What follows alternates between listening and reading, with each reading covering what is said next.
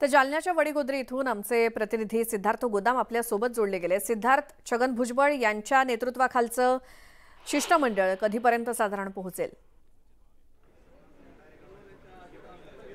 निश्चितपणे हे छगन भुजबळ आणि 7 ते 8 जणांचं शिष्टमंडळ 2 वाजेची वेळ या ठिकाणी देण्यात आलेली। आज 10वा दिवस आहे आणि छगन भुजबळ या ठिकाणी येणार म्हणजे हा 10वा दिवस निर्णायक असू शकतो। एकंदरीतच याविषयी बोलण्यासाठी दोन्ही उपोषणकर्ते माझ्यासोबत आहेत। लक्ष्मण हाके आहेत आणि दुसऱ्या बाजूने बघतो आपण नवनाथ आबा या ठिकाणी आहेत। आबा, काय म्हणाल, आज भुजबळ साहेब येत आहेत, काय अपेक्षा आहे?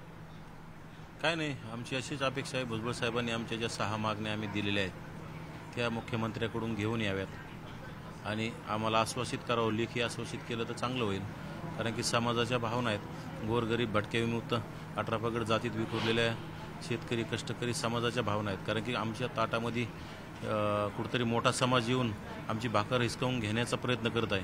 आम्ही काही कुणाला विरोध करत नाहीत, परंतु आमच्या ताटातलीच का पाहिजे यांना? त्यांना स्वतंत्र EWS मधून आरक्षण दिलेलं असताना आमच्यामध्ये घुसण्याचं त्यांचं मोठं षडयंत्र, कारण त्यांना आमचे कुठेतरी प्रतिनिधी स्थानिक स्वराज्य संस्थेमध्ये, जिल्हा परिषद, पंचायत समिती, नगरपालिकेमध्ये जात आहेत, हे कुठेतरी त्यांच्या पोटात दुखतंय।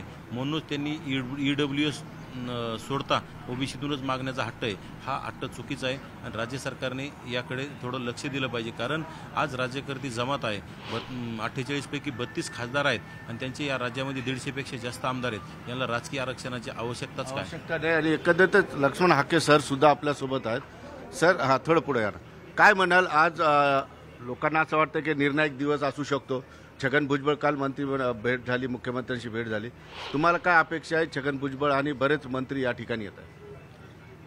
भुजबळ साहेबांशी काल फोनवर बोलणं झालं, त्यानुसार आमच्या काही 2-3 मागण्या तरी शासनानं मान्य केल्याचं भुजबळ साहेबांनी सांगितलं। आणि विशेष म्हणजे मंत्रिमंडळाची उपसमिती हा एक आमच्यासाठी एक आशेचा किरण असू शकतो, OBC बांधवांसाठी सगळ्या आणि सगळ्याच्या अध्यादेशासंदर्भात सर्व विरोधी पक्षनेत्यांची बैठक लावून त्याची तारीख पण फायनल झाली। मला वाटतं लगेच रिझल्ट ओरिएंटेड असं काही गोष्टी, टेक्निकल गोष्टी मी प्रशासनात काम केलेलं आहे, त्यामुळे मी या गोष्टी पण सकारात्मक असं मला वाटतं, पॉझिटिव्ह मी आत्ता मानतोय, पण दुपारी 1 वाजता आपल्याला सगळ्याच गोष्टी कळतील।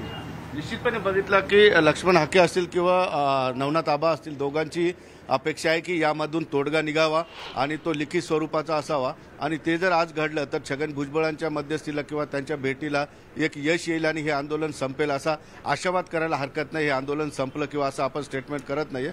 शेवटी 1 वाजेच्या नंतर छगन भुजबळ या दोघांची कशी समजूत काढतात किंवा सरकारने काय शब्द दिला, यांना कसं समजून सांगतील, त्यानंतरच या सगळ्या गोष्टी आहेत। म्हणजे 2 वाजेपर्यंत अजून आपल्याला वाट बघावी लागेल। धन्यवाद सिद्धार्थ या सगळ्या माहितीसाठी।